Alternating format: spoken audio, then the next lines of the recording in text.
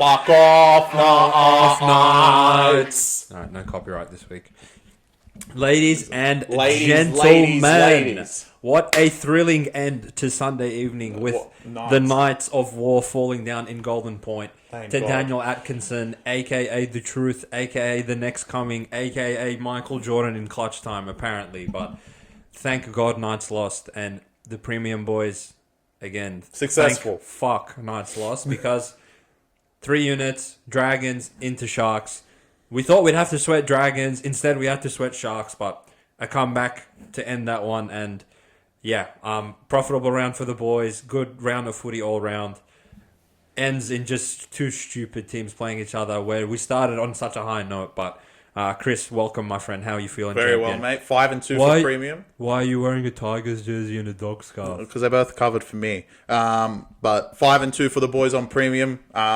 Big day. The first 3 days were huge. Saturday, bit of letdown spot. Hit and miss, I'd Thanks say, for Raiders being idiots. Wow. But Wait till I get the mighty that. Tigers got home. That's why I'm wearing their stuff. Obviously, Dogs got home as per usual.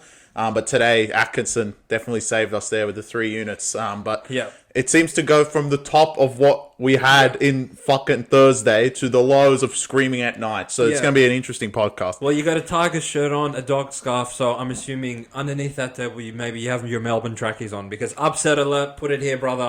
Let's go. Hits for 2 weeks in a row now? Nah, Tigers last week. Tigers. 2 in the yeah, last 3. I was just upset watching Tigers until this round, but we'll get to them. Thursday night at Bluebet Stadium, the Melbourne Storm, the mighty Melbourne Storm, top of the ladder, sitting pretty, 4 points clear now after they go and ambush the Penrith Panthers.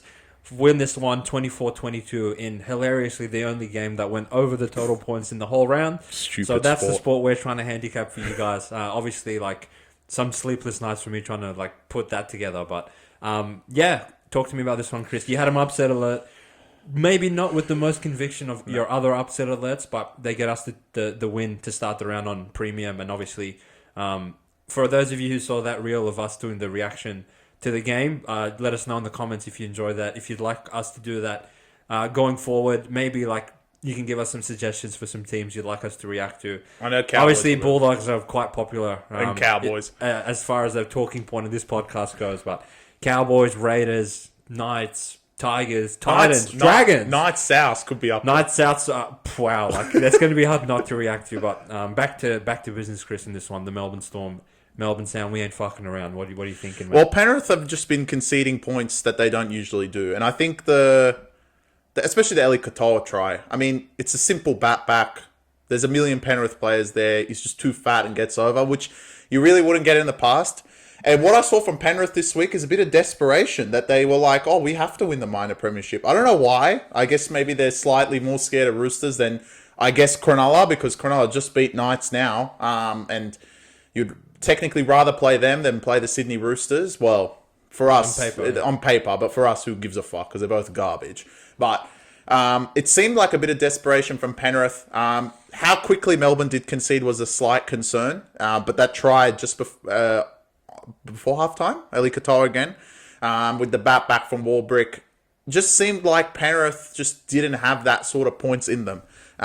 When they got it to 22-16 after the sin bin, which, look, I don't like saying like Penrith. It seems to happen in Penrith games that only Nelson would get sin bin and we'd lose our best player, and Munster got punched in the head again. HIA passed 2 seconds later.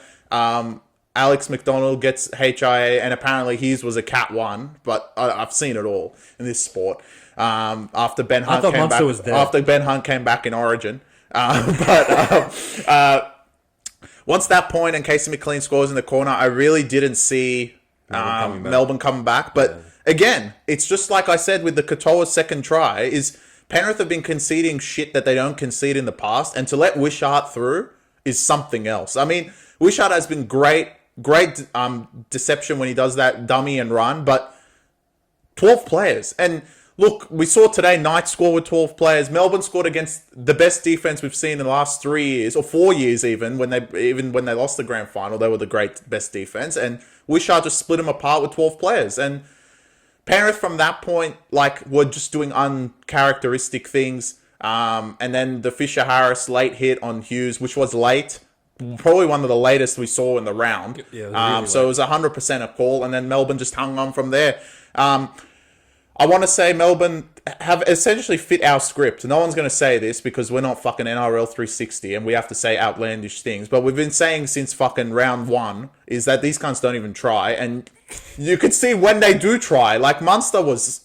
Possessed. Where was this? Yeah, absolutely. Like, where has this been every other game? Absolutely possessed. And look, he did the job on Penrith and that's what they need him for. And you know what? He did it. And now they kind of can cruise home because... At the end of the day, they can just cruise to a minor premiership and end up playing probably Cronulla now, knowing that they're really going to fire up with the Hines coming back on the horizon. I don't know if he has confidence or not, but he'll be back on the horizon. Trindle being out actually helps because Atkinson's been playing so good, so you'd rather keep him there. So Sharks are probably going to finish fourth, regardless. And...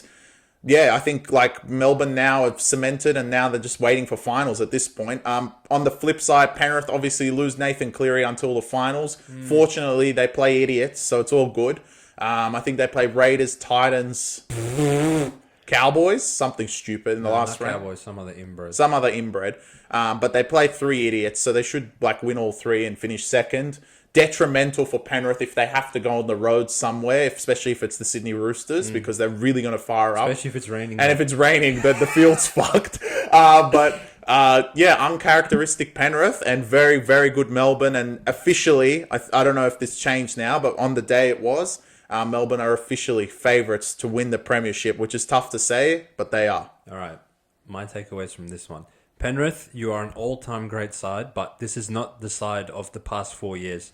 Very uncharacteristic the last 4 weeks, but you've been getting away with it with a bit of Nathan Cleary brilliance to get you those wins. But 5 minutes into the game, Isaac Tango coming in for literally no reason, and these cunts call obstruction for at the slightest shit, but it was so blatant that he came in like that you had to call a try in that situation. Both the Eli Katoa's tries, they generally would not concede those. Wishart's try with 12 men for him to walk through the center of the Panthers' defense would never happen in the last 4 years.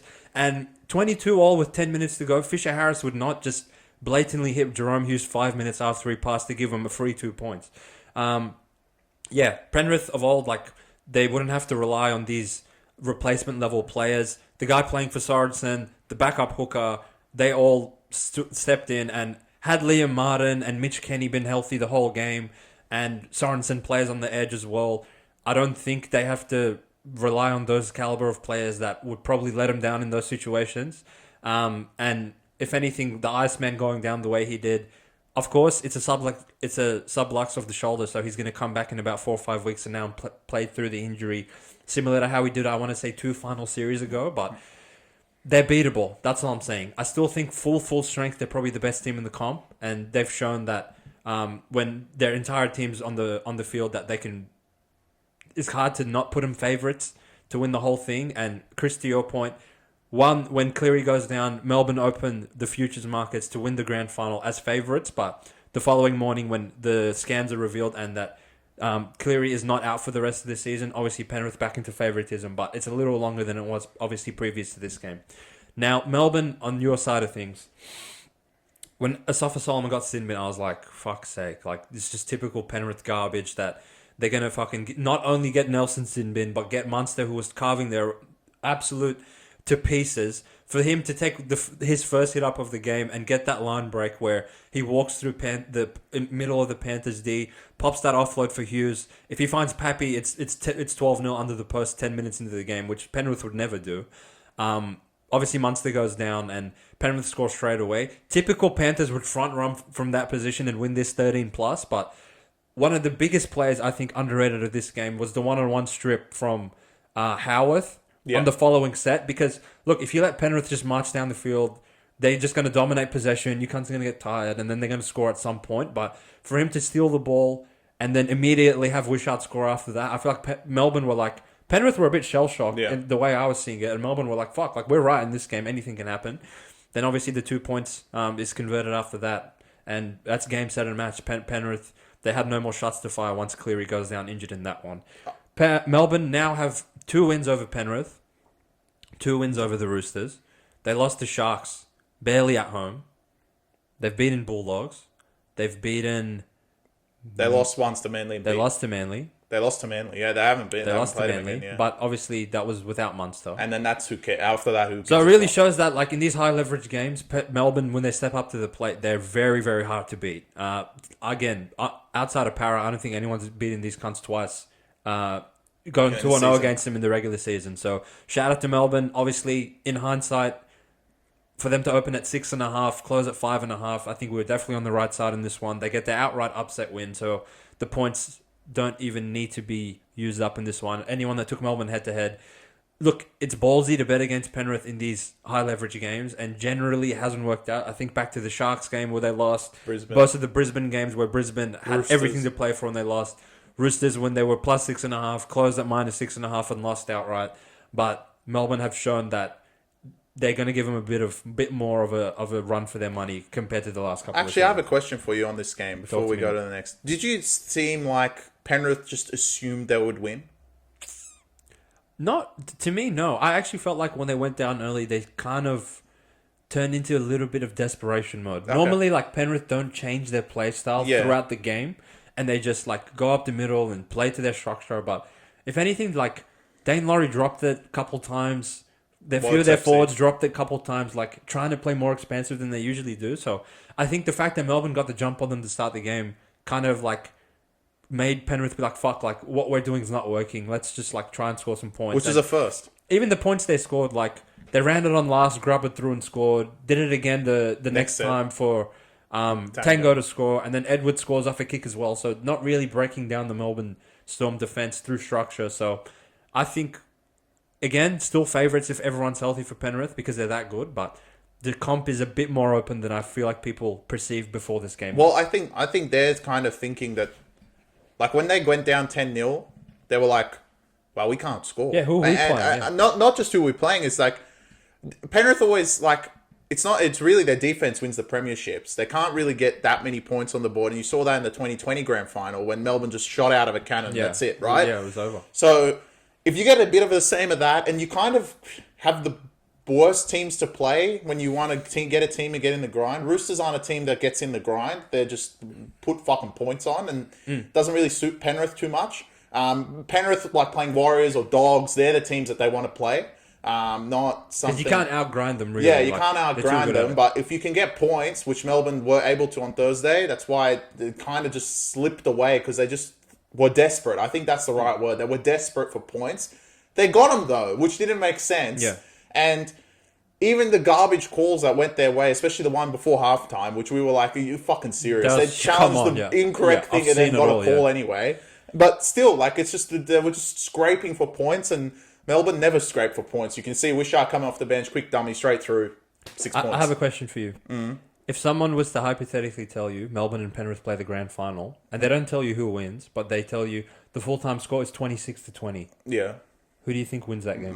Melbourne, right? Penrith, like, their method of victory is not to concede 24 points to the opposition like that. It's to win 18-10. Yeah. Or, like, I mean, some of the finals games, I've seen them hold teams to 4 and 6 and 10, like, consistently. No one gets 20 on them in a finals match, so...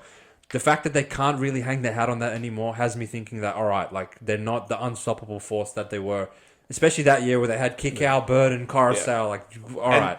Losing Blue Bet will be huge for their season, so definitely, they better win the next 3. Yeah. I know without us, man. It's going to be hard against Raiders, but No. I think they can pull it. Like, maybe, is there a bit of pressure on them now? Like, is this tell? Like, for them to finish 3rd or 4th? 4th would be, like... Catastrophic, because you have to go to Melbourne. But... 3rd will also be catastrophic because you don't get a Blue Bet game, which is something that's... And it might rain at Allianz. It might rain at Allianz. Speaking of a game that didn't rain... It was raining tries from Warriors. Rain. It rained, all right. All right. What about this game? Give me the microphone, baby. Go Warriors. I want to say this is the type of game that, like, gets me so riled up and so excited and horny, some would even say. Because that's crazy. We came on the pod in the preview, said... up the wires. I didn't come here beating my chest and making heaps of... I was like, up the wires. Because 15.5 fucking points is a lot of points in this league, right?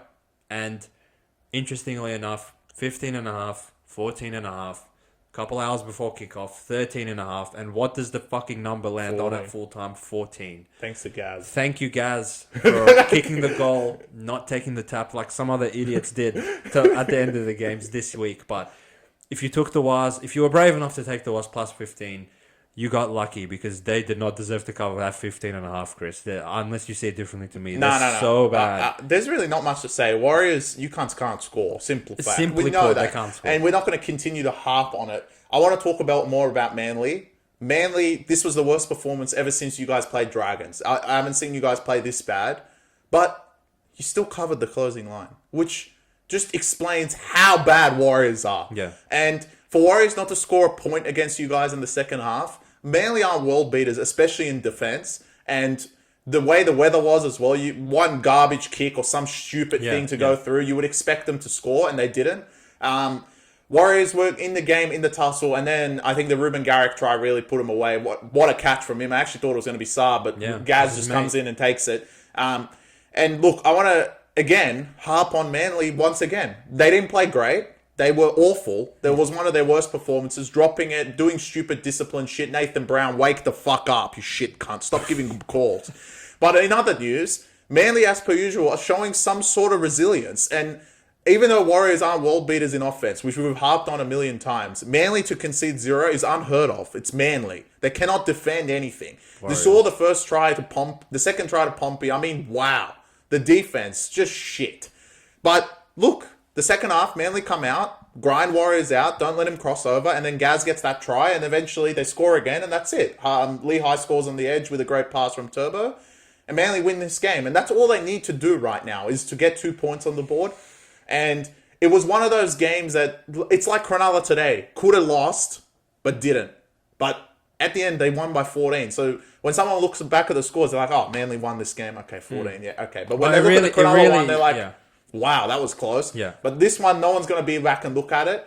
Manly, you can't play this poor consistently, especially once you get to the finals. Fortunately, you have another layup this week against these fucking idiots. But we'll get to them. So I'm sure that you guys will turn your performance around. You haven't let me down so far. So shout out to the Manly Sea Eagles. They have been my team from like round 14. I've called it from the start that these guys are going to go on a run, and they definitely have.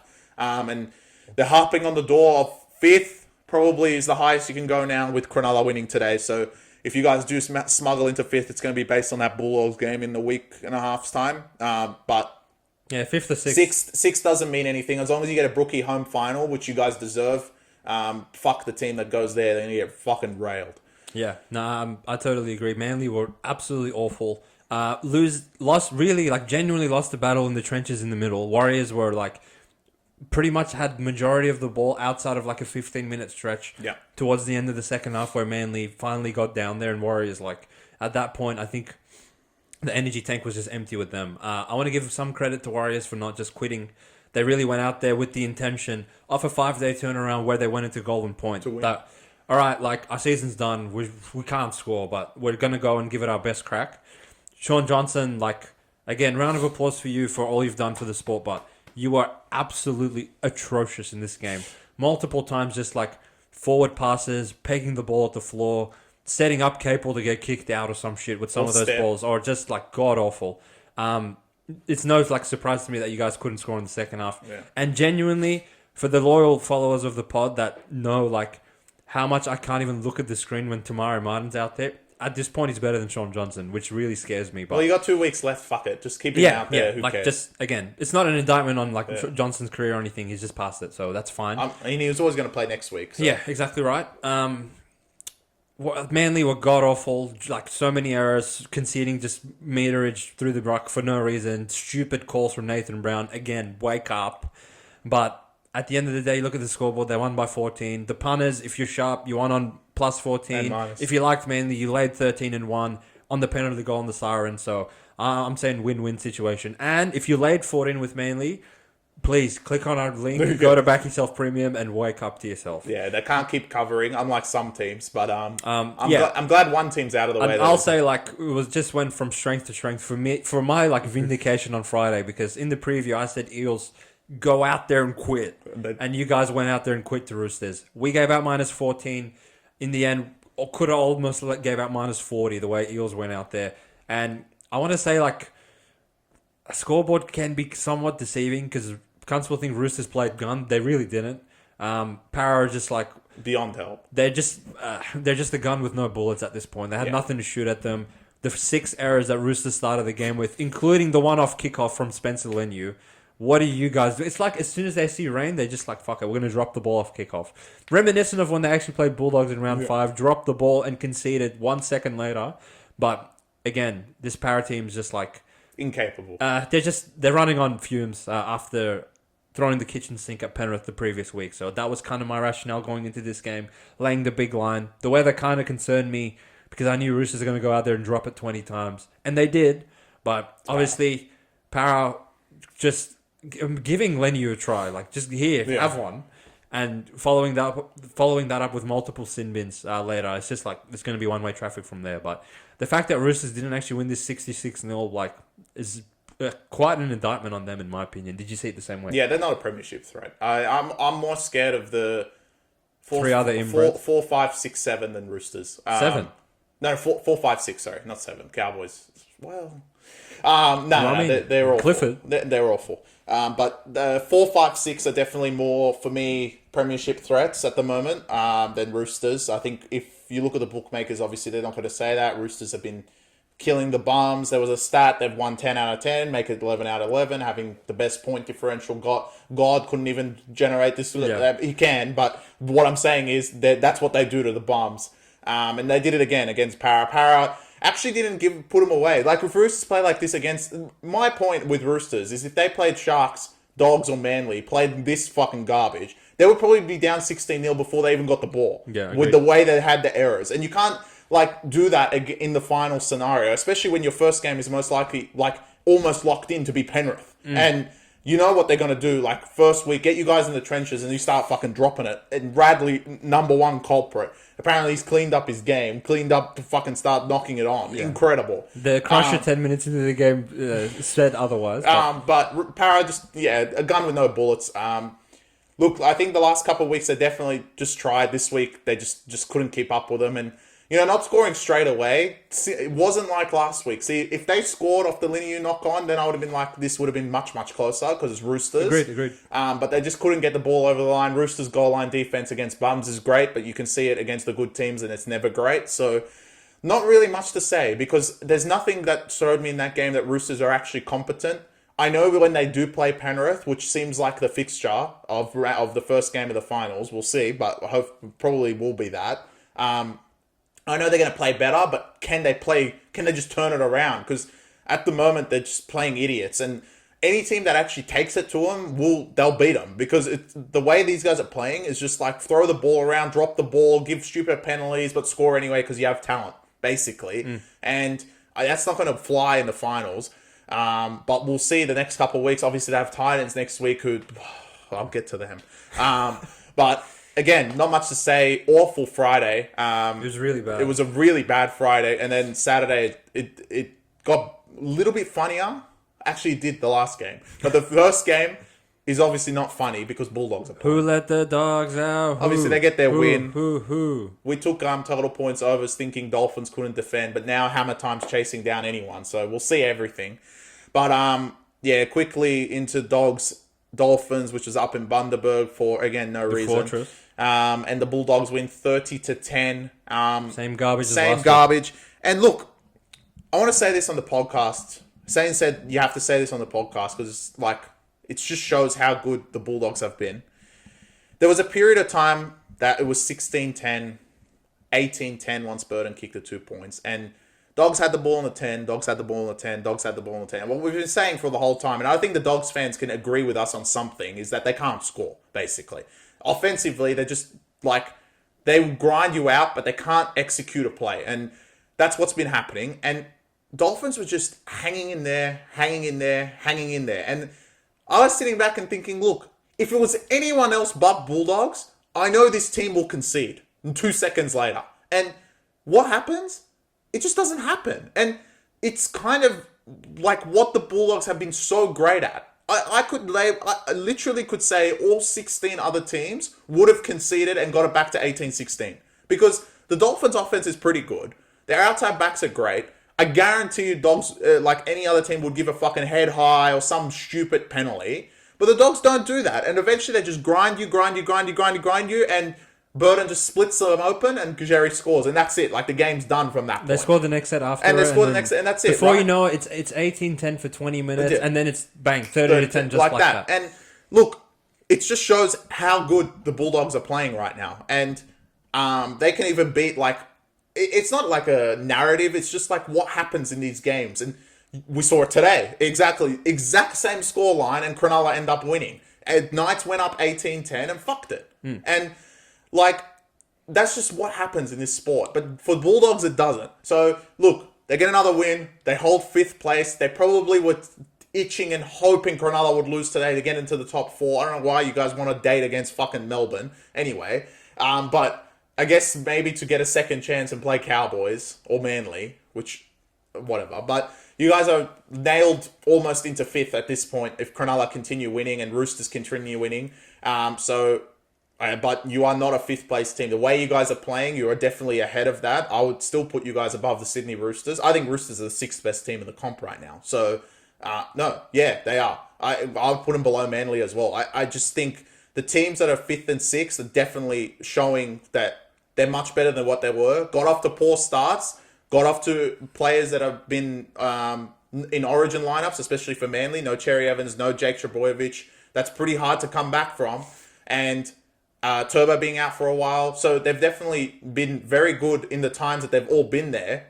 Roosters, literally the same. They have such a good lineup and they just play like idiots. So, the Bulldogs get another win. Dolphins, your season is basically done. Unless you guys win next week against Melbourne, but I'll help you guys. Cooked. I pretty much saw this the same way as Chris. As you alluded to, 20 minutes after halftime, that block. Because Averillo scores the intercept right on the buzzer, right? So, what was that at that point? 16-4 when he takes the pick 6 the other way. And then you look at the scoreboard, 16-10, Dolphins, like, if they get a bit of block of possession, maybe they can do something with it. But they really did not see the ball. I can't even remember them being down in the Dogs 10 once in the whole fucking second half. And Lamelu's cutout, like, it was up there as one of the comical moments of the round. But as Chris said, teams that get huge chunks of possession in the opposition's territory and don't come away with points, normally you can set your stopwatch to 5 minutes later they're going to go and concede, a la Knights. But the Bulldogs just stuck to the structure, stuck to the process, which what you can commend them for is 24 rounds of the same shit every single week. Death, taxes, and Dogs playing the same way. They don't deviate from it. They have a need to deviate from it because it works every single week for them. And I would say L from me giving out overs on premium because majority of these Dogs games go over. But I actually thought, considering where they're playing, the Dogs not really having much motivation to go and put a huge performance in they always have compared to the last 5 weeks, which they've been up every single round. And the Dolphins in a 3 p.m. game with those conditions. I thought maybe Dolphins can drag Dogs into their style of play a little bit more, but you can't. It wasn't. Dogs just stuck to what they do, and Dolphins had really nothing for them. No ability to get around them at any point, which they seem to fucking do it against every other team, but... shout out to Barnesy. He said no one can fucking defend on the edges in this team. I'm gonna one up him. No one can defend anything in this sport outside of Bulldogs. So they're the ones that are essentially just being the only team capable of defending for large chunks of possession, even against good offenses. You look at the previous games Dolphins have played. I'm willing to bet that they've scored at least 20 in the last 10 games straight, but 4 points from their offense and 6 from their defense, which Toby Sexton got it wrong on that occasion. That's fair enough. But to keep Dolphins to 4, like, I'm genuinely impressed by that. Yeah, 4 points and just awful. I mean, you could label Dolphins offense definitely in the top 6, and it doesn't matter for this team. So there's nothing stopping them at the moment. They're high flying. Did they peak too early? Saying, have they peaked early is the real question. But the Bulldogs will definitely be there in finals footy. Yep. Another team that will be there in finals footy is not the Canberra Raiders. It will be the Townsville, North Queensland Cowboys, who got a massive win against the Raiders, 42-4. in that one. I can't believe Knights. I can't believe Normally Raiders, 4 you would associate with Knights. Knights. I can't believe Raiders only scored 4, but the Cowboys just pressed the go button, which is similar to what they did last week. So even at 18-4, I was sitting here like, it's Cowboys. They could fuck it up. They could fuck it up. But not this time, because the Raiders just don't have the points in them, unlike Brisbane did last week. And the Cowboys just went on with it. Some stupid errors. Sasangi coming on. I mean, he's definitely Woke's FC. There's no doubt about it. You could put the whole Raiders team. This was no one played good. One of their worst performances I've seen in a long time. I'm going to go out and say, not that I'm going to harp on it too much. Like, again, this might be the game of the week where I put a timer on for about 45 seconds and say, like, just get it over with. Raiders, absolutely awful. One of the worst performances by far this season, but it doesn't really matter. I think you guys were shot anyway. In my mind, like, you would never make the 8. You guys actually, like, are awful, like, as a team, but I think, like, they play for the Ricky. Interesting thing is Ricky seems like he's copying some slack after this game, and people are saying, how can you extend him as the head coach of the Raiders for any longer? That's pretty much been the talk. With this lineup? This shit! Ricky's actually confused the NRL and Raiders fan base to think that this team's actually any good. They're shit. For them to actually, like, have been in the 8 for the majority of the season, and now, like, they're getting closer to where they should be. This is a bottom 4 roster. Outside of Tarpany, who he's not one of the best forwards in the comp as he was last season. Last year, like, he was taking on opposition forward packs by himself, but now, like, he's just being good, being very good, which is not enough when you have to bring on cunts like Sasangi. Whitehead obviously is off to Catalans next year. He's been a good player for a long time, but he's getting a bit old. Hudson, he has a crack, but the players outside him, including the spine, like, just awful. They really missed Rapana, the milking piece of shit, in this one, because, like, they just seemed out of ideas, out of answers. The Bugatti at fullback, like, outside of being fast, is just a shit. He's not talented. Like, he's just a shit player. Shit. Like, he couldn't get a go at Manly before Brooks was there. So, like, that just goes to show, if he's your starting 1, Adam Cook, who's no one heard of him 4 weeks ago, is your starting 6. You had to put Ethan Strange in at centre because you have no players. And Fogarty, like, he's pretty good, but Starling, mid-AF, Papali getting up there in age. They're not great. They're just not great. They just don't have enough. They don't have players. But is that an excuse to lose 42-4? 4 is the, like, 4 to Cowboys. Look, Cowboys, I would say this was my worst under the rest of the entire season. For me to give out 6.5 with Raiders, in my wildest dreams, I did not see 42-4 coming. They front run. Raiders, like, had enough possession to make it a game in the first 20. I feel like if they somehow got this to 12-all, it would have been more of a contest. But obviously, Valentine Holmes, with the announcement that he's going to Dragons, gets a hat-trick against them. And I would allocate 2 of those tries next to Sasangi's name. God, he was so bad. Yeah. So shout out to the Cowboys. You guys made me look like a fool. Didn't back up your piss week performance against Broncos, and you actually played really well this round. So fair play. You go into your bye and host Melbourne the following week after that. So we'll see what you guys do going forward. But well done. Shout out to Tommy Dearden for 100 games. Obviously, he scored a try like every other fucking week that he plays. And yeah, Cowboys get a big win. I mean, obviously they get a big win, but we know what's in them, right? And I don't think I consider them, like, even close to the top 6 right now. No. It's a huge gap between that 6 to 7 mark, isn't it? The 6 in front of them are much, much better than them. And that's who they're going to end up playing. So most likely they will finish 7th, depending on how many games Manly and Dogs keep winning, which with their draw, they're just going to fucking win every game. So they'll probably stay in front of them. Well, actually, one of them will actually be close to slipping behind them, depending on what Cowboys do, because of they play each other. So we'll just have to see where it ends up. It would be a shame that the top 6 doesn't finish in the top 6, and i.e. that's going to be Manly, isn't it? Just before we put a bow on this, obviously you can't put Townsend in again after the way. No, I think he's gone. So in your mind, is that an indictment on Todd Payton that he hasn't pulled the trigger on him earlier? It's Clifford. It's like bringing Cogger in, and he plays gun. Yeah. It's the same shit, right? It's Clifford. Yeah. And look, you got to, again, it's one game, right? The real test for Clifford will be when they play Melbourne. Yeah, we'll see how good he plays. Let's see how good he is, right? So I think, like, right now, you played Raiders, who literally looked like they would just give anyone a try. He played gun. Like, Chatty wouldn't do any of that, but it's Raiders. Like, pump the brakes. I don't think there's any... I can never say anything about Todd Payton because of the players and the way they play for him. It's another level. I agree, mate. But a team played for you after this one, didn't they? I should have put 2 upset alerts because I did call it. The West Tigers win outright against the South Sydney Rabbitohs. And I said pre-game, don't worry about points. Tigers are either going to get fucking raped or they're going to win. And they won. And to be honest, other than the last 5 minutes, which is classic South, right? Yeah. They always try to come back at the end, think they're gangsters, and then they end up losing. They were the better team most of the game. And... you know, when I said this on Tuesday, we had Jareem Buller and it was 6 points, and we didn't have Jareem Buller, but we didn't need him, apparently. Heath Mason had a cracker game. And the Tigers just looked like they wanted to play. South, on the other hand, I will be very surprised if they'd, like, even get close to covering a spread to the end of the season. I mean... I think they're just going to fucking quit. It's over. They really should. To lose to Tigers... is something else. Tigers can't beat, like, Tigers to win a game is like world conquering. Yeah. It's incredible. They find a way to fuck it up themselves. And they were trying to. They were trying to. And South, after the first forward pass, the second one, eventually she called it. And I want to say, I did say this on the podcast, conveniently Belinda Sharp was the ref again from last week, who she fucked over Tigers against Knights. And then she gives the call that no idiot ref would ever call in the last 5 seconds, the forward pass on Cam Murray, which it was forward. I don't think anyone out there is saying, nah, bro, it wasn't, because it was. But she had the balls to go out there and fucking say it was forward, right? Yeah. And obviously, she did it because last week she fucked them over. So she saw that and she was like, I'm going to call forward.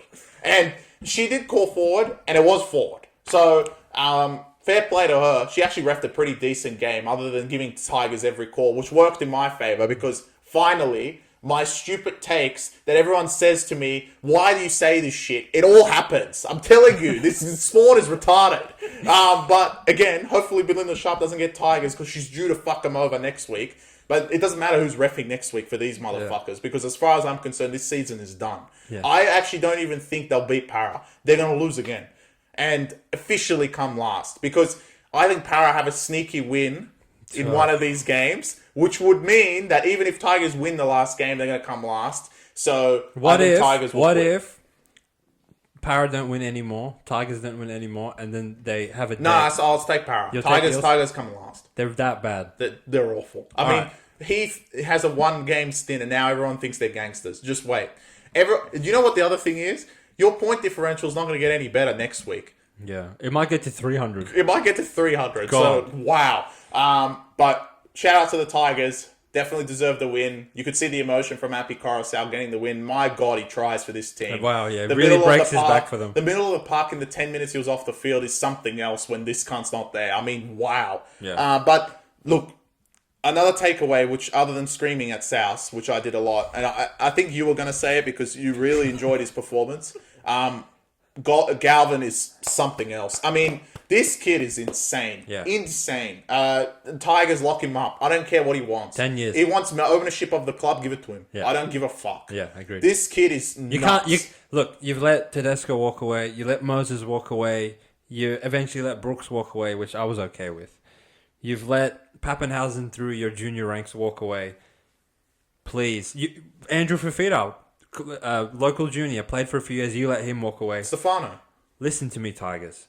This kid is 18 years old, and he's already arguably your best player. Every single week, from week 2, where Benji inserted him into the starting 5'8" position, has played the best out of anyone in your team for 20 fucking rounds. So, Tigers, don't mess this one up. If he wants 10 years, give him 10 years. If he wants 15 years, give him 15 years. Do not let him walk away conveniently to Roosters or to Penrith or some bullshit like that. You have Luai coming next year. You have Galvin already there. Just keep them together, and then you can slowly start building to not coming last every year. I'm begging you. If I see Galvin walk out of the fucking front door of this club, I've seen everything with these guys. Well, look, like, I'm sure... See, I didn't watch footy, and I was very young at the time, but watching when Cherry Evans got that 10-year contract at Manly, everyone would have blown up and been like, why do you give this cunt 10 years? God knows what's going to happen. So you guys are going to get hate, but trust me, this kid is something else. And to have a spine of him, Luai and Buller long-term wise. Yeah. Obviously, Coruscant will be there next year. But long-term wise with those three, looks very, very good. And you just got to build around them. Caesar, who's been serviceable as shit as he is normally, I can just imagine Luai being there and how much he helped Galvin. An experienced 5'8", who's, especially this year, been playing on his own, basically, with fucking Jack Cole, cunt sucks ass. And he's stint off the bench. He could get into Works FC. You're lucky the other halves were worse. Wyden and who was the half? Shauno. Oh, God, just Wyden, like, in particular. I was going with that. Holy fuck. But Galvin, if he didn't get man of the match, I've seen everything. The kid was insane, as per usual, pulling all the strings for the Tigers. And Tigers get their win. Do they win in batches? Next week. They're lucky to win it. They're lucky to win. That could be a 15-second take. In my opinion, next week they're lucky to win a 5-minute interval of the game, let alone the whole game. But put it here, brother. Upset Alert 2.0. That obviously, like, the segments are set up that you can only give out one, and you could never back down to Penrith. But obviously, like, you're all over Tigers, and you talked me into it, so I'm happy. The punters are happy that are on premium, taking 6.5. Even if that pass was forward in the last second, the spread was already home by that point. So thank you, Tigers. I will say, like, for Tigers to get a win, so much has to go their way. Yeah. Because Souths are honestly the equivalent of dirt at this point of the season. And they run out dirt bags. Their whole backline dirt bags. So, Host, the fact that he comes on. You saw him drop it on the try line. Like, again, shout out to Cam Murray for, like, having to play with these guys. But Jesus Christ. For Tigers to only win that game by 2, having a sin bin, starting the game on a penalty count of 6-0, going up 16-4, and then you're a forward pass away that, if that's 5 centimeters backwards, you guys lose to Souths. Absolutely horrific. They're awful. But that just goes to show the disparity of how bad Tigers actually are. And even the tries that South scored, Kaloma Matangi's try, the Tigers players are like... I know. In unison, they've built a wall. The Damien one was even worse. On him, and he just walks through them, and the Damien one is like, hold my beer. It was even worse. But again, it's Tigers. You can't have it all with them. You take them, like, you have to deal with watching shit like that throughout the game. But I'm just glad that the right team won, because Souths, to give those cunts a win, there's just something else. Do you want your 1 minute 30 spiel on Jack Wyden? Because I don't think anyone but the podcasters understand, like, honestly, how like, much you hate him. I don't hate him. I love Jack Wyden. Yeah. But I'm not going to, like... If this was someone I hated, maybe I would do a bit more of this. But I'm just, like, want to encourage the pod listeners that you might see Jack Wyden's name in the team list every week and think, oh, okay, Jack Wyden's in, but he's really bad at this point. Like, he should play in the centers. He can't play 5'8" anymore. Outside of his kicking game, which is decent... He kicks on second and he takes a hit up on last. So, like, for my mind, Cody Walker's regressing a bit, and maybe Wayne can get a bit more out of him next year. But he's been, like, not the best. But he can still get points generated on the board. But Jack Wyden at this point, just absolutely awful. You know what? I'm gonna give everyone that watched that reel a bit of a layup here. Galvin or Wyden? I'll take Galvin right now. He's better than him. Sorry, like, Wyden obviously has had a great career, but it's not even close. He outplayed him. He did. There you go. I gave him all a layup. Those like cutouts to Lala, did you see the one Wyden threw to Myers? Yeah. Oh, god awful. So, yeah, it pains me to say, but, like, it's just, wow, just awful. And South, it doesn't get any better for you guys because Cody Waters out next week. But what's hilarious is now... Footy Dean. Look... What actually happened this round is a lot of seasons were crashed at bird, and that's what happened on Sunday. Yeah. With one particular prevailing. Let's go on to your Dragons for this week. My Dragons, give them to me, baby. They are my Dragons, but I will reclaim them after this week because you can have the Titans. They're up for grabs. No one wants them. No one wants them anymore. But all right, give me the little quick Dragons talk. You can have Titans after. All right, look. Shout out. I was going to say, shout out to Zarafos brothers. Shout out to the Zarafos brothers. Someone had to defend your team, and this guy didn't want to do it. Even though he's been banging the drum for 24 rounds saying Dragons are good. Unfortunately, you fell to the might of the Canterbury Bankstown Bulldogs, which, it's not just you guys. Everyone fucking loses to them. Dolphins scored 10. You guys scored 10. It is what it is at this point. People just have amnesia in this sport. People forget that Titans. You guys went the previous week and put an outright victory against the Melbourne Storm in a game that they didn't lead past 6-4. And in my mind, that actually like made me think, how in God's name at the gong is this? There's pushback for Titans. People are actually betting on Titans at $2.30 in a game after watching that Sharks game 2 weeks ago. Look, Dragons are not that bad. Titans are the equivalent of dirt, and they proved it. They were like, well, we're on display at 6 p.m. on Friday. We're -5.5 to Sharks with no players. We want everyone to know we're garbage. We want everyone to know that we're going to quit on the season. Just believe us. And no one did. Everyone was scared of Titans. It's unbelievable. Anything else to say about Dragons? Shout out to Foreign for 300 games. Yeah, well on Foreign. Great service, mate. You've been around. The fact that you made it to 300 games through all your injuries is very impressive.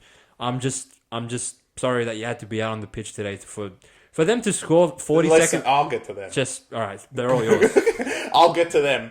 But I want to say for the Dragons, if anyone knows my thoughts on when they played the Dogs, when I called it a month ago, it's going to be the biggest game ever. I actually forgot because the biggest game ever might be in the finals, and revenge is a sweet thing, especially when it's served cold. And conveniently, right now, Dogs are 5th and Dragons are 8th, which would be, you know what? I could put the biggest stake. Sound the alarm. No. I will have the biggest stake on Dragons if that's what it plays. Because the money doesn't matter at that point. It's honestly the sheer will. I'll rip my heart out for these cunts. I want to die for them if they fucking play this game. I know. And I think they will play for you, but they will play for me, but they got to get there. They got to finish 8th. But with everyone losing, and thank God Knights lost, you guys are basically home at this point. Don't say that. No. Look, their draw is Sharks next week, which they probably will lose. It's Dragons. They have Para on the road, which Para suck ass, and then they have Raiders. It's Dragons. If they win 2 of them, they're in. There's no one that can catch them below them. It's Dragons. Nah, I'm bullish. They think they can make it. But my real spiel, because I don't really say much about Titans, except when they piss me off, which as per usual, they piss me off because it's Titans. And I didn't take them today. But I feel bad for every single person the last 2 weeks have taken them, because these motherfuckers are the epitome of the whole season. And there is so many best punters, pro punters out there that are losing on this sport because of motherfuckers like this. And I'm going to blame Titans because they're the nucleus of the problem. They started this whole thing, and now everyone thinks they have hope. So, for you idiots, I know what the first comment is going to be, so I'm going to say it to you in advance. Go tag Clark here. I don't give a fuck. This is for his team. You motherfuckers, round 3, lost Tino, lost 32-0 to Dogs, which at that point was embarrassing because Dogs sucked ass. Tino was out, and we came on the podcast and said, you know what? If you guys quit on the year, it's fine. Next year's your year anyway. Give Des a year. Then you go out and proceed to start winning some fucking stupid games. Remember, they beat New Zealand in New Zealand for no reason. Outright victory on Anzac Day. Then everyone started to give them hope. Oh, we're going to start thinking Titans could make the 8. Their offense is good. They have Kenny. Brimson's coming back. Then these idiots get absolutely molested by South at home when Latrell just went on a field day. And you follow that up by coming to Leichhardt, having 11 line breaks and only scoring 10 past Tigers, which this team is something else, and losing to them. And then everyone was like, all right, you know what? That phase is over. Titans suck. Well, we knew this at round 3. It's all good. Then you proceed to win another couple stupid games, i.e. winning against Nico Hines at Coffs Harbour for no reason again. Clearly all these games are for no reason. Broncos twice. Then Broncos twice in this spiel. Once at Suncorp and then again in Gold Coast when you absolutely killed them apart and basically blew the Broncos season away. And then, you know what? Everyone believes in them again. Titans go to -5.5 against a Cronulla team with absolutely no one. No one. And they lost to them 44-0. And to add that, salt in the wounds, after scoring the first try in the first minute this week, you lose to Dragons. Dragons. From that point, you scored 10 points against Dragons. Just let that sit in for you fucking idiots. Incredible. So I hope for the rest of the year, every single scoreline for Titans is 50-0. Because they don't deserve to even score 1 point anymore. Next week can start it. Roosters, I'm calling. If I had under Duress next week, I'm putting on you cunts to kill these cunts. I might give it to you. I want these cunts dead. They don't deserve another point in this competition. For the garbage they've put us through this whole year. Us, the punters, Clarkey himself, all the fans, is ridiculous. Why didn't you just quit in round 3? Just quit. Yeah. Fuck this. This is stupid. What's the point of bringing Brisbane twice if you're going to fucking lose to Dragons twice? Incredible. This team is something else. And to add salt to the words, I hope Kenny breaks his neck in half. Fucking hell. Fuck Titans, bro. Oh, I feel bad for the punters. It's incredible what they do to them. I know. They lure you into a false sense of hope, fuck it up, and then it's not just that they lose, or they don't cover by half a point, or they get unlucky. When they fuck it up, it's atrocious. To go up 6-0 in 40 seconds, and then halftime's 26-6, not to Melbourne, not to fucking Penrith, because they cover against them, to Dragons. Wow, I would have lost a lot of sleep over Titans this year, because they're just the epitome. As you said, epitome is just the perfect verbiage to describe them, the season, the sport, everything. The fact that we can get out every month the cunts on premium and a profit with results like this. I've seen everything. Thank God we saw this one coming. Well, thank God. If I took Titans today, I think they already brought me beneath the floor against Sharks last week. So even if this was plus 10.5, I couldn't take them today. Thank fuck. It was only 4 and Dragons had lost the Dogs. Otherwise, this would have been 8 and I wouldn't take a Dragon. So, yeah, the way it played out, obviously, we took Dragons into Sharks. And, again, like we said, maybe Titans was a bit of a dodgy one because it's Dragons. But we had to, unfortunately, sweat it against the next pricks, which, God, Knights, I called this in the preview that they're going to go out there and fuck around and win? They might fuck around and win. And they almost only through fucking themselves over, a la Adam Elliott, Leo Thompson, stop ball playing. You're up 18-10, not down 18-10. Get it together. Really should not have lost this game in any capacity. I thought 60-0's on the cards the first 10 minutes because Knights just sleepwalking through the game. Concede to Nicaragua. Where's Fletcher Sharp? Usain Bolt himself. And concede to Atkinson, which was actually more laughable that you would concede that 5 minutes into the game through the middle of your defense. But then they're Brazilian. Oh, here comes Pierce Paul of War, and obviously they score. And after all that, it's only 10-6. You're for those that laid the line on Cronulla, you're probably thinking Knights have scored some garbage, but we've been killing them the whole game, so it's all good. 2 seconds later, Knights score again, and it's 12-10. The hilarious sin bin of Crossland, truly comical. But it doesn't matter. But it didn't matter because they win the sin bin period 8-0. So from 12-10, Sharks obviously missed the penalty goal on the stroke of halftime. Come out, give the fucking Great Wall of China through Knights is there. Sharks can't score. And Gagai walks over. After they took the 2. They take the 2, and I'll give them a pass on this instance because they probably milked away 3 minutes of the sin bin period where they didn't realize that having 12 men is an advantage in this sport. They thought, fuck, the odds are against us. So they make it the clock keeper on their They make it 14-10, and Gagai, as old as he is, and as much as he's been through the wars, bit of footwork, bit of strength, shows that he still has a touch of class in him to get past Talakai and score in the corner, 18-10, and I'm what the fuck are Sharks doing? You guys go up 10-0. Where was this last week when you didn't concede 1 point to Titans? I was really getting pissed off at this point. Because we didn't even lay 8. All we need is a Sharks head-to-head victory. I'm these guys are going to fuck it up, aren't they? But then Knights happened. But then Knights, I come on consistently say they're capable of anything. And truly, outside of Tigers, I think Knights are the only thing that could have fucked it up in this game from that point forward. Which, I don't know if you agree with me or not, Chris. How did you see this one? These cunts just... What was the point of going up 18-10? Seriously, the 2 points was strange, but I guess you must know the timekeeper because it literally felt like 3 minutes came off the sin bin clock. Well, it definitely wasn't the same timekeeper that fucking stopped the Penrith clock 1 second after they scored. Then Penrith. Then they scored, Gagai scores, and it looked like Sharks were kind of cooked. They didn't know what was happening. They couldn't score, right? Then Crossland comes back on, and literally he's a liability. He may as well stay it off. I mean, if there wasn't Shauna, he would have been in Worlds FC. I mean, wow, he was awful. Yeah. He comes on, drops it, drops it again, gives that stupid penalty away. Ronaldo scores in the corner, which he's a finisher, and that's why he came into the lineup. And I was saying he might play. Thank God he did, because if it was fucking Stone Street, he would never score that. How many wingers would fuck that up? Yeah. Sharks kind of looked one-dimensional, kept going left, when the right side, Ramian and Katoa actually looked really good, with Nikoro, who played awesome. But anyway, they kept going left. Eventually, they get one over. I don't know how Atkinson kicked that from the sideline, but anyway. And then, no, it's like, why did you give Crossland the field goal?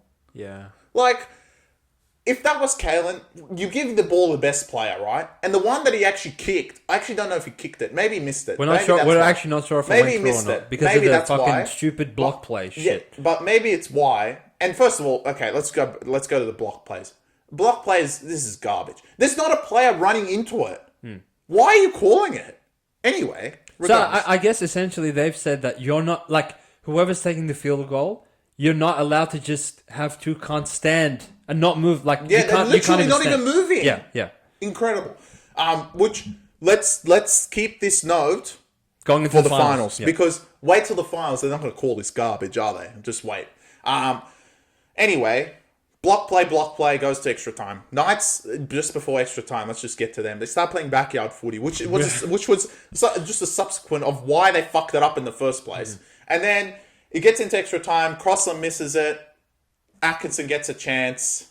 Game, set, match. Yeah. And I want to shout out Cronulla backline. The Cronulla backline is something else. Wow, and they were possessed. This winger combo, when they're fit and healthy, is what drives Cronulla. As much as they say their forwards, how great they are, and to be honest, Royce Hunt was great. A lot of their forwards were not as good, dropping the ball, doing stupid, but they make meters, right? And to be honest, they were actually losing the forwards at some point, especially through the middle, but these outside backs are something else. Like, I mean, next year when is... Fanua Blake gets there. The last run, after you tackle Sione Katoa, Ramian, Iro, Ronaldo, your last hit up is Adam Fanua Blake. You might as well part the Red Sea. I mean, I can't imagine how good they're going to be next year. But right now, look, the whole backline, as much as you can talk shit about them in the finals, they're elite. And the way they play together, obviously Iro wasn't there today. You missed him because Iro would have tackled the Gagai in that play. But with him there, they are so good at the back. Kennedy, he's not a big name fullback, but he does his job. But these two wingers is something else. And look, shout out to them for all taking pay cuts to stay with each other because they've really made this team now. And next year is something else. But the Cronulla Sharks through Atkinson get another win on the board. They're thinking Nico Hines might play next week. I'm thinking with their victory this week, they probably won't. Delay it one more week, which could be to their detriment because Dragons are really hot and firing. And they're probably, you would lean Dragons in that sort of game, the way they're playing at the moment. I don't know if Flano is going to, have as much force as he did when they came to Shark Park. I'm sure he will because he really wants to fire up against Cronulla. And if Dragons do win that game, they're in the 8. And no matter what, they can't take them out. So, but conversely, if Cronulla win it, they're probably in the top 4. So it's going to be an absolute great contest. What a great game. Great game, the last game on Sunday. But we're going to have to save that for the preview. It ended up being a very good round, which I think it was a testament to Sunday. Sunday was really funny. The Knights game was great. The Titans game was something else. But obviously the first game and the last game of the round were great. Like Hussein mentioned, now everyone wants to defend. But look, I want to tell all the punters out there, watch this space because next week the quick jobs are beginning. Yeah, I agree. They're going to begin. And the way this round panned out is that below 8, pretty much everyone lost. So the quit jobs are starting to begin. Only Dolphins are 2 points from the 8. Everyone else is minimum 4. So they have to win both and hope Dragons lose 2. Yeah. And that's with Dragons draw, they shouldn't lose 2. And interestingly enough, like you said, not only do they the thought process of you being in the club at the moment. If you're Raiders, Warriors, South, Titans, Knights, Titans, Knights, it's all right. Not only did we lose this week and we're deflated, Dragons won again. Yeah. Do we really have it in us that Raiders to lose 42-4, Knights to lead 18-10, losing Golden Point, Who else is there? Souths. Dolphins to just like not even come close and have to go to Melbourne next week. Souths to lose to Tigers, and all of a sudden you cunts have to like get your head back in the game of okay, now we need to go and win 3 in a row and hope the Dragons lose. It doesn't take much for these teams to throw in the towel, and I think like you're going to see some quit jobs next week. Warriors is a bit of a different space. Caveat with them, right? Because their last game in New Zealand, the Fortress itself, where they're 1-25 against the spread. Obviously, I'm sure Fanua Blake would want to play a last good game there. Same with Sean Johnson, a champion of the club. I think like they probably have one more game where they can fire up in them, and then the following week they might not even come to Australia. Yeah. Like honestly, they might quit. That could be the first forfeit. But I think the main spaces that are going to quit, Raiders are definitely up there, and Titans. Souths play Knights though. Titans already quit, but they're playing Roosters as well, which like talk about if you quit to them, like wow. I mean, wow. But for the teams up the front, they continue to... Now, it seems like a separation. We were tight for so long. Now there's a separation between the 8 and everyone else. It is good to see the mighty Red V get in there. And I am hoping and praying it's 5th versus 8th. And this is exactly how it ends. I hope this is exactly how it ends. This would be perfect finals footy. You got Melbourne Sharks, Penrith Roosters... Dogs, Dragons, and Manly Cowboys. Can it just end like this? Can we just end the season? Agreed. This is going to be a great finals, but we've got 3 rounds left. Let's see what it conjures up. Agreed. Can't wait. Appreciate those of you that stayed with us up until this point. We'll be back in 48 hours to preview Souths versus Knights. That might take an hour on its own. Peace out, guys. Have a good one. Peace.